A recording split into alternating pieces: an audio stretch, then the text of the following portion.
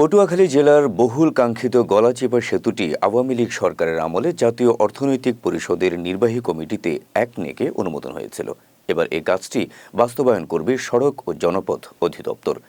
সবশেষ সংশোধনীতে এ প্রকল্পের মোট ব্যয় ধরা হয়েছে ৫২১ কোটি টাকা।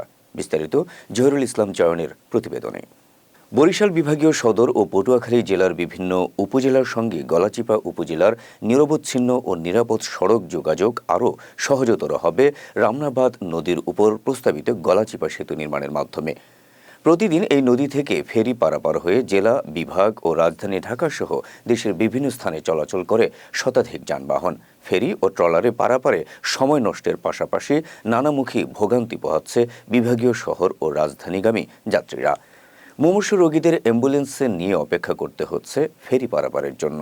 সড়ক পরিবহন ও মহাসড়ক বিভাগ কর্তৃক প্রস্তাবিত গলাচিপা উপজেলার রামনাবাদ নদীর উপর গলাচিপা সেতু নির্মাণ ৫২১ কোটি টাকা প্রাক্কলিত ব্যয়ে জানুয়ারি ২০২৩ সাল থেকে ডিসেম্বর ২০২৫ সালে বাস্তবায়নের কথা থাকলেও এখনও সেতু নির্মাণের কাজ শুরু না হওয়ায় উৎকণ্ঠায় দিন পার করছেন গলাচিপা উপজেলার মানুষ।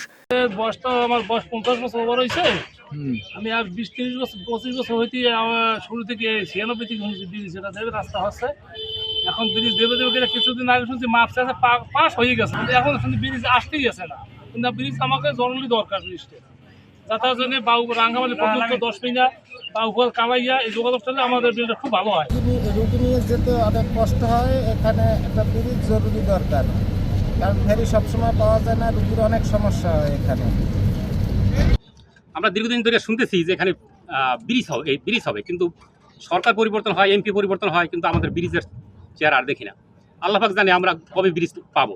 আমরা হয়তো জীবিত থাকার অবস্থা নাও পাইতে পারি যে পরিস্থিতি দেখতেছি। কারণ যদি বর্তমান সরকারের সহৃদয় হয় এখানে একটা ব্রিজ দেওয়ার জন্য আমরা জোর আপত্তি জানাচ্ছি। একটি সেতুর অভাবে ভোগান্তিতে দিন যাপন করতে হচ্ছে গলাচিপা সহ পার্শ্ববর্তী রাঙ্গাবালী ও দশমিনা উপজেলার 10 লাখ মানুষের। সংশ্লিষ্টরা বলছেন, পটুয়াখালীর গলাচিপা উপজেলার নদীর উপর সেতু নির্মাণ হলে রাঙ্গাবালী, দশমিনা ও গলাচিপা উপজেলার সাথে রাজধানী ঢাকা সহ দেশের সকল বিভাগীয় শহরের যোগাযোগ ব্যবস্থার আমূল পরিবর্তন আসবে। সারা দেশের সাথে চালু হবে ফেরিবিহীন সড়ক যোগাযোগ। এই সেতু নির্মাণ করা হলে ভ্রমণ সময় হ্রাসসহ যানবাহন পরিচালন ব্যয় বাবদ প্রতি বছরে প্রায় 38 কোটি টাকা সাশ্রয় হবে। ভোগান্তি কমবে এই অঞ্চলের 10 লাখ মানুষের। দেশের অর্থনীতিতে অপার সম্ভাবনায় রূপান্তরিত হবে এই অঞ্চলগুলো। সেতুটি দীর্ঘদিনের আমাদের আশা ছিল, আমরা এখন এটার সুফল ভোগ করতে যাব ইনশাল্লাহ। অনতি বিলম্বে এটা কার্যকরী হবে। রামনাবাদ সেতু আমাদের ঐকান্তিক প্রচেষ্টার ফল। এখানে প্রায় 8-10 লক্ষ লোকের যোগাযোগের সুবিধা পাবে।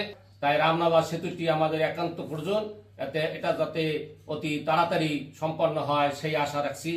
গলাচিপা রামনাবাদ নদীর উপর যে ব্রিজ, এটা লক্ষ লক্ষ লোকের প্রাণের দাবি।